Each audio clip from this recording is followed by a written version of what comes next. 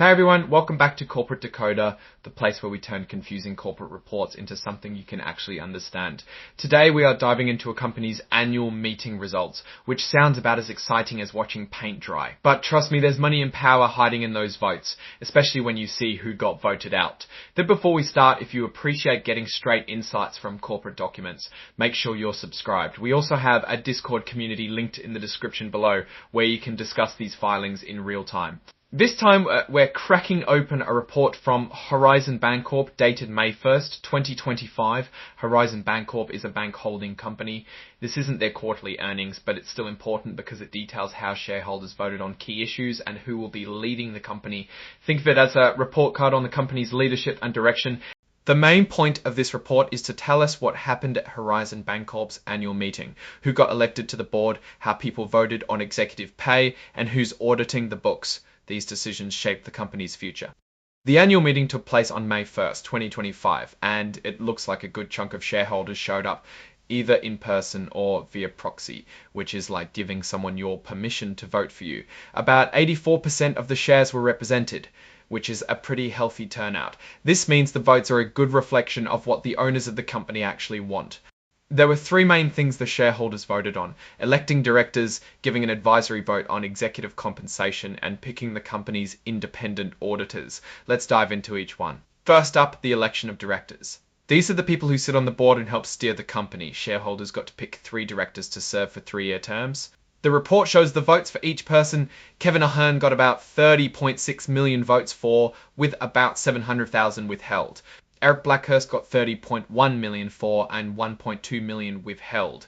Brian Mast got 30.7 million for and about 600,000 withheld. Withhold basically means shareholders didn't want to vote for that particular person. There were also about 5.6 million broker non-votes.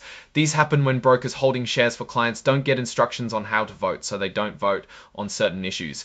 Next, there was a vote on executive compensation. This is where shareholders get to say whether they think the top executives are being paid fairly. It's an advisory vote, meaning the board doesn't have to listen, but it's a good way to gauge shareholder sentiment. The results show about 29.7 million votes for approving the executive pay, with almost 1 million against and around 570,000 abstaining, meaning they didn't pick either side. Again, there were 5.6 million broker non-votes, so most shareholders who voted were okay with how the executives were being paid.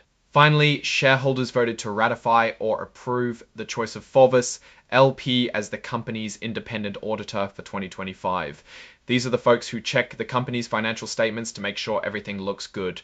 The vote was overwhelmingly in favour, with about 36.1 million votes for, around 700,000 against, and about 115,000 abstaining. This is pretty standard stuff. Shareholders usually approve the auditor the company picks. Now, what does all of this mean? Well, first off, the fact that the director elections and auditor ratification passed without much opposition shows that shareholders are generally on board with the company's direction. The vote on executive compensation is a bit more interesting. While it passed, the almost 1 million against votes suggests some shareholders think the executives might be getting paid too much. This could be a sign of potential tension between management and shareholders. It's also worth noting the large number of broker non-votes in the first 2 proposals. This could indicate that many shareholders aren't actively engaged in the company's governance, which can be a problem. If most of the shares are owned by people who don't vote, a small group of active shareholders can have a disproportionate influence on the company.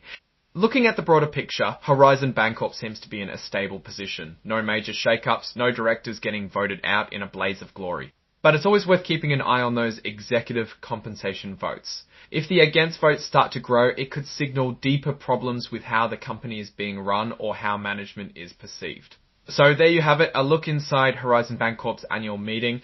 It might not be the most exciting topic, but understanding these votes is crucial to understanding the direction of the company. What's your take on these numbers and what they signal for the company's future? Drop your thoughts in the comments. If this analysis was valuable, hitting that like button really helps, and subscribe for more deep dives. Don't forget to check out the Discord in the description. Thanks for watching, see you next time.